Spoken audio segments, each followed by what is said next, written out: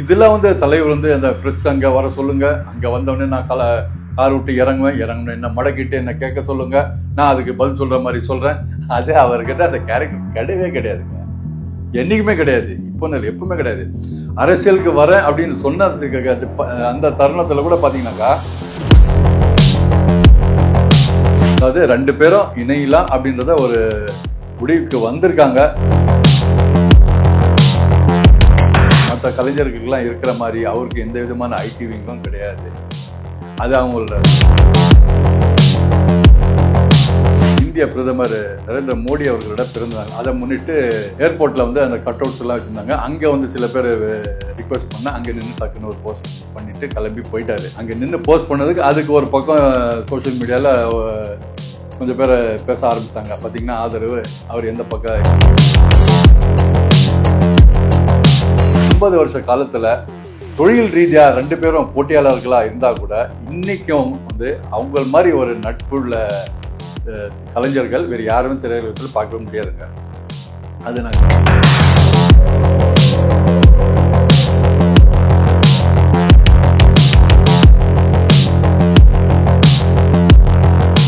வணக்கம் நண்பர்களே, நான் தான் உங்க ரியாஸ் கமத் பேசுறேன்.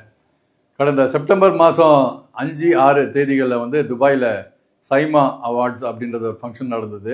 அதில் பார்த்தீங்கன்னா வழக்கம் போல் இந்த 4 லாங்குவேஜ்கள், தமிழ், தெலுங்கு, கன்னடா, மலையாளம் 4 மொழி லாங்குவேஜ்களுக்கும் விருதுகள் வழங்கும் விழா நடந்தது. அந்த விழாவில் பார்த்தீங்கன்னாக்கா ராஜ்கமல் ஃபிலிம்ஸ் இன்டர்நேஷனல் தயாரிப்பில் ராஜ்குமார் பெரியசாமி அவர்கள் இயக்கத்தில் சிவகார்த்திகேயன் அவர்கள் நடித்த அமரன் திரைப்படத்துக்கு கிட்டத்தட்ட ஒரு 7 விருதுகள் கிடைச்சிருக்குது. அந்த விருதுகளை பெற்றுக்கொள்ள அமரன் குழு மொத்த பேரும் அங்கே துபாய்க்கு போயிருந்தாங்க. படத்தின் தயாரிப்பாளர் உலகநாயகன் கமலாசன் உட்பட எல்லாரும் கலந்துக்கிட்டாங்க. அதே போல் வந்து சிறப்பு விருந்தினர்கள் பார்த்தீங்கன்னாக்கா திருமதி குஷ்பு சுந்தர், அப்புறம் சுகாசினி மணிரத்னம், இவங்கெல்லாம் பல சீனியர் ஆர்டிஸ்ட்டு ரெகுலராக சைமாவில் கலந்துக்கிறவங்க தான். அப்போது அந்த நிகழ்ச்சியில் பார்த்தீங்கன்னா ஒரு தருணம் மேடையில் வந்து சிறந்த படம் அமரன் என்ற படத்துக்காக தயாரிப்பாளர் என்ற முறையில் விருது பெற்ற திரு உலகநாயகன் கமலாசன் அவர்கள் வழக்கமாக பார்த்தீங்கன்னா இந்த விருது வாங்கின உடனே அவங்களோட வந்து அந்த ஆங்கர்ஸ் வந்து ஏதாவது இன்ட்ராக்ஷன் பண்ணுவாங்க. அந்த வகையில் இந்த விருதை உலகநாயகன் அவர்களுக்கு தயாரிப்பு நிறுவனத்துக்கு விருது கொடுத்த சிறப்பு விருந்தினர் யார் பார்த்தீங்கன்னாக்கா சுகாசினி மணிரத்னம் அவர்கள். அந்த விருது கொடுத்ததுக்கு அப்புறம் வந்து அவங்களோட ஒரு சின்ன கலந்துரையாடல் மாதிரி நடத்தினாங்க. அவங்களோட ஃப்ளாஷ்பேக் பற்றிலாம் சொல்லி ரொம்ப சுவாரஸ்யமாக போகிற சம்பவங்கள் முடிச்சுட்டு கிளம்பலான்னு இருக்கும்போது பார்த்தீங்கன்னாக்கா நம்ம ஆங்கர், நம்ம நடிகர் சதீஷ் அவர்கள் வந்து வழக்கம் போல் கலாய்க்கிற மாதிரி சொல்லிட்டு டக்குன்னு ஒரு கேள்வியை வச்சார். என்ன சார், இந்த மாதிரி அந்த ஒரு செய்திகள் சோஷியல் மீடியாவில் பயங்கர உலாவிட்டு இருக்கு, அதை பற்றி ஒரு சின்ன தகவல்கள் சொல்லுங்களேன், நீங்களும் சூப்பர் ஸ்டார் இணையதை பற்றி பேச்சு அடிபட்டுருக்கு அப்படின்ற மாதிரி தகவல் அவங்க சொல்ல, அதுக்கு வந்து டைரெக்டாக எஸ் நோன்னு சொல்லாமல் வழக்கம் போல் உலகநாயகன் தன்னுடைய பாணியிலேயே சொல்கிற மாதிரி, இது தரமான சம்பவம்னு நீங்கள் சொல்கிறீங்க, அது தரமாக இல்லையான்றதை மக்களாகிய நீங்கள் தான் சொல்லணும், அது அப்படி ஒரு முயற்சி நடந்துட்டுருக்கு, நடக்கும் அப்படின்ற மாதிரி வந்து ஒரு பேச்சுவாக்கில் ஒரு விஷயத்த சொல்லி விட்டுட்டாரு. இல்லை, ஓகே சார், ஒன்றும் இல்லை சார், 46 வருஷம் கழிச்சு ஒரு சிறப்பான தரமான சம்பவம் நடக்க போகிறதா நாங்கள் ஒரு நியூஸ் கேள்விப்பட்டோம். ஸோ அது உண்மையான்னு எங்களுக்கு தெரியல, பட் உண்மையா இருந்தால் நல்லா இருக்கும்னு நாங்கள் நினைக்கிறோம். அது உண்மையா சார்? தரமான சம்பவம் அப்படிங்கிறதுல தான் ஆபத்தே இருக்கு. அங்கதான் சொல்லணும் தரம் எப்படி இருக்குன்னு. இது இணைஞ்சு ரொம்ப நாள் ஆச்சு. So we will come together. Business wise அது பெரிய ஆச்சரியமா இருக்கலாமே தவிர எங்களுக்கு இதுக்கு எப்போ நடக்க வேண்டியது இப்போவாது நடக்குது. Out of we always wanted to produce each other's film. சொல்லி முடிச்ச உடனே பார்த்தீங்கன்னாக்கா நம்ம சோஷியல் மீடியாவில் அடுத்த நாள்லேருந்து இது எடுத்து ஒரு பக்கம் ட்ரெண்டிங் பார்க்க ஆரம்பிச்சுன்னா, ராஜ்கமல் ரெட் ஜாயிண்ட் தயாரிப்பில் வந்து உலகநாயகன் சூப்பர் ஸ்டார் ரஜினிகாந்த் அவர்கள் இணைந்து நடிக்க லோகேஷ் கனகராஜ் அவர்கள் இயக்கத்தில் வெளிவர போகிற படம் அது இதுன்னு கண்ணா பின்னான்னு பயங்கரமான ஒரு சோஷியல் மீடியா வைரலாக போயிட்டு இருந்தது தருணத்தில் பார்த்தீங்கன்னா ஒரு சில பேர் வந்து வழக்கம் போல் எது வந்தாலும் தலைவர் வாய் திறந்தாலும் அதில் ஒரு கமெண்ட்ஸு, வாய் திறக்கலனாலும் ஏன் திறக்கலைன்றதுக்கு ஒரு கமெண்ட்ஸ், அதே போல் இதுக்கும் நடந்தது. இவ்வளோலாம் அவர் பக்கம் தரப்புலேருந்து சொல்லிட்டாரு. இப்போ இவர் வந்து ஒரு ட்வீட் கேட்டு போட்டிருக்கலாம் இல்லையா அப்படின்ற மாதிரி கொஞ்சம் பேர் சொன்னாங்க, நம்ம நண்பர்கள், மீடியா நண்பர்கள் உட்பட. அது வந்து வழக்கம் போல் தலைவர் பார்த்தீங்கன்னாக்கா எப்பவுமே வந்து அவர் இந்த மாதிரி ரெகுலராக வந்து இந்த அறிக்கைகள் வந்து தானாக வந்து தன்னுடைய சோஷியல் மீடியா மூலமா தெரியப்படுத்துகிற நபர் அவர் கிடையாது. எதுவாக இருந்தாலும் அதிகாரப்பூர்வமாக தயாரிப்பு நிறுவனத்திலிருந்து வரணும் அப்படின்னு தான் அவர் ஆசைப்படுவார், நினைப்பார். சரிங்களா? இந்த படத்துக்கு கூட அதே போல தான். அது ரெண்டாவது வந்து ரொம்ப இனிஷியல் ஸ்டேஜில் இருக்கிற ஒரு ப்ராஜெக்ட் தான் அது. அதாவது 2 பேரும் இணையலாம் அப்படின்றத ஒரு முடிவுக்கு வந்திருக்காங்க ஒரு 47 வருஷத்துக்கு அப்புறம். அப்படி இருக்கிற தருணத்தில் கிட்டத்தட்ட வந்து ஒரு நல்ல ப்ராஜெக்ட் 2 பேருக்கும் சேலஞ்சிங்காக இருக்கக்கூடிய ஒரு ப்ராஜெக்டாக அமையணும். அதுக்கு ஏற்ற மாதிரி ஒரு டைரக்டர், அதுக்கு உண்டான மாதிரி கதை, இது எல்லாமே அமையணும் அப்படின்றத இது ஒரு பக்கம் இருக்குக்கா.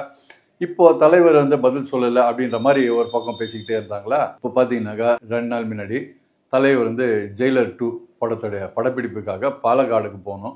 அது வந்து சென்னை விமான நிலையத்தில் கோயம்புத்தூருக்கு போகிற சமயத்தில் பார்த்தீங்கன்னா சென்னை ஏர்போர்ட்லேயே மடக்கிட்டாங்க ஒரு மீடியா துறை. அங்கேயே மடக்கிட்டோன்னே இதை பற்றி ஒரு கேள்விகளை கேட்க அவர், ஆமாம் ராஜ்கமல், ரெட் ஜெயண்ட் சேர்ந்து தயாரிக்கிறாங்க, நானும் நண்பர் கமல் அவர்களும் நடிக்கிறோம், ஆனால் கதையோ இயக்குனரோ இந்த கதாபாத்திரங்க எதுவுமே இன்னும் முடிவாகவில்லை, இன்னும் தயாராகலை அப்படின்ற மாதிரி ஒரு போக்கில் சொல்லிட்டு போயிட்டாரு. அவ்வளோதான். இது ஒரு பக்கம் போயிட்டு இருந்தது. சார், மீண்டும் நீங்களும் கமல் சாரும் சேர்ந்து நடிக்க போறீங்க, எவ்வளவு மகிழ்ச்சியா இருக்கு சார்? ஒரு 10 படம் நடிச்சிருக்கீங்க, ஆனால் ரொம்ப வருஷம் கழிச்சு திரும்பி நடிக்க போறது எவ்வளவு ஹாப்பியா இருக்குது? நெக்ஸ்ட் வந்து ராஜ்கமல் அண்ட் ரெட் ஜெயண்ட் 2 பேருக்கும் சேர்ந்து ஒரு படம் பண்ண போகிறேன். இன்னும் டைரக்டர் ஃபிக்ஸ் ஆகலை. நம்ம 2 பேரும் ஆக்ட் பண்ணணும்னு ஆசை. அது கரெக்டான கதாபாத்திரம் கிடைக்கணும், கிடைச்சி ஆக்ட் பண்ணணும். இன்னும் பிளான் இருக்கா சார்? பிளான் இருக்கு. இன்னும் டைரக்டர், கதாபாத்திரம் ரெடி ஆகும். இன்னும் ஃபிக்ஸ் ஆகல சார். இன்னைக்கு பெரியாருக்கும் பிறந்த நாள், பிரதமருக்கு பிறந்த நாள். என்னுடைய வாழ்த்து. தேங்க்யூ. அப்புறம் அங்கே ஏர்போர்ட்டில் போய் இறங்கினார். ஏர்போர்ட்டில் போய் இறங்கினதுக்கு அப்புறம் பார்த்தீங்கன்னா வழக்கம் போல் அவருக்கு வந்து அந்த பலத்த பாதுகாப்புடன் வெளியில் கூட்டிகிட்டு வந்தாங்க.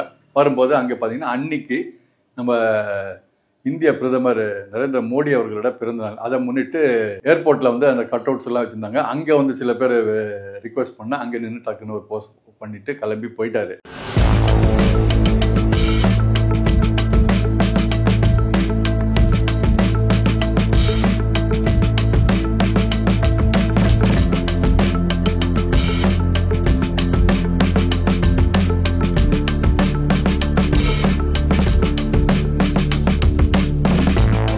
அங்கே நின்று போஸ்ட் பண்ணதுக்கு அதுக்கு ஒரு பக்கம் சோஷியல் மீடியாவில் கொஞ்சம் பேர் பேச ஆரம்பிச்சிட்டாங்க. பார்த்தீங்கன்னா ஆதரவு, அவர் எந்த பக்கம் எந்த அணியை சேர்ந்தவர்ன்ற மாதிரி அது ஒரு பக்கம் பேச ஆரம்பிச்சிட்டாங்க.